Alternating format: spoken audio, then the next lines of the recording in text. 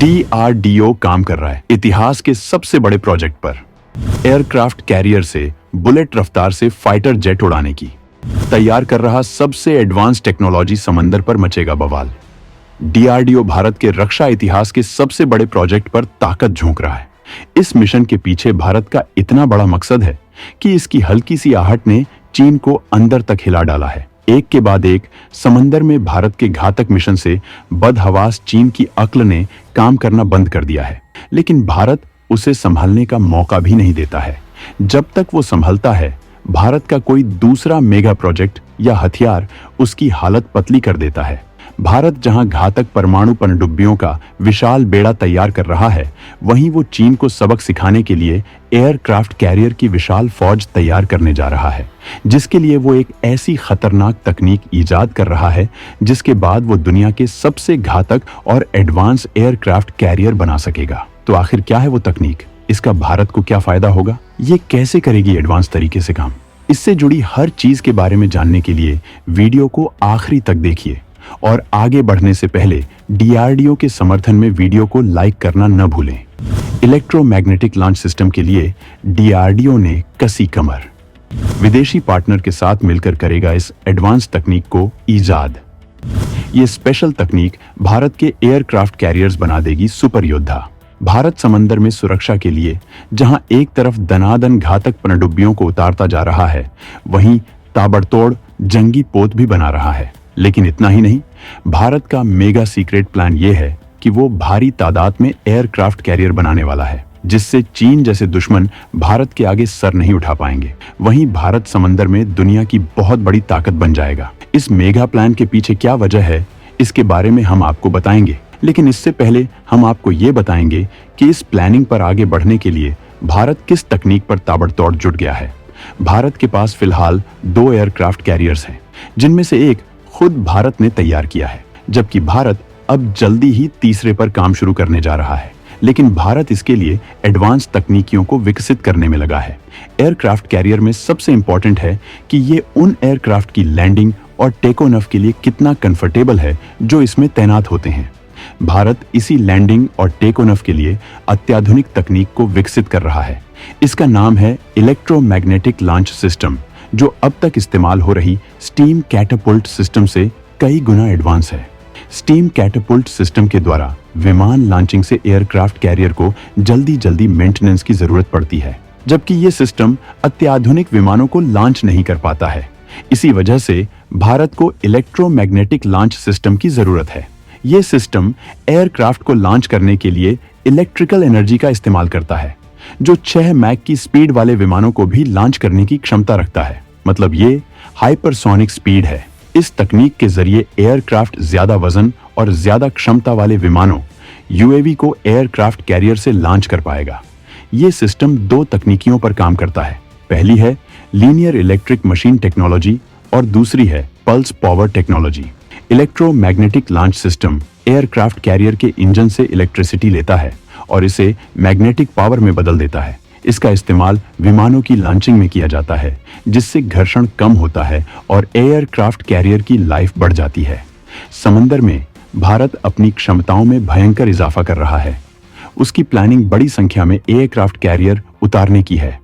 भारत अपने इन कैरियर्स को अत्याधुनिक तकनीकियों से लैस करना चाहता है। इसी मकसद से तमाम तकनीकियों को विकसित कर रहा है। रक्षा मंत्री राजनाथ सिंह इस बात का सिग्नल दे चुके हैं कि भारत एयरक्राफ्ट कैरियर की फौज खड़ी करेगा। 6 एयरक्राफ्ट कैरियर समंदर में कुचलेंगे चीन के इरादे। जल्द बनकर तैयार होगा तीसरा भयंकर एयरक्राफ्ट कैरियर। चीनी साजिशों के जवाब में सरकार ने ऐलान किया था कि देश जल्द ही तीसरा एयरक्राफ्ट कैरियर बना लेगा। और इतना ही नहीं, भारत की प्लानिंग 6 एयरक्राफ्ट कैरियर बनाने की है। भारत के इस ऐलान चीन सिकुड़ा जा रहा है, क्योंकि एयरक्राफ्ट कैरियर या जंगी जहाज बनाना बेहद डिफिकल्ट और खर्चीला टास्क है। लेकिन आज भारत इतना सक्षम हो चुका है कि इस तरह के खतरनाक हथियारों का लगातार प्रोडक्शन कर सकता है। भारत के लिए ऐसा करना इसलिए जरूरी है क्योंकि चीन अपनी सीमा विस्तार के लिए कई देशों को निशाना बनाने की योजना पर काम कर रहा है। चीन जानता है कि इसके लिए उसे दुनिया की तमाम ताकतों का सामना करना पड़ेगा।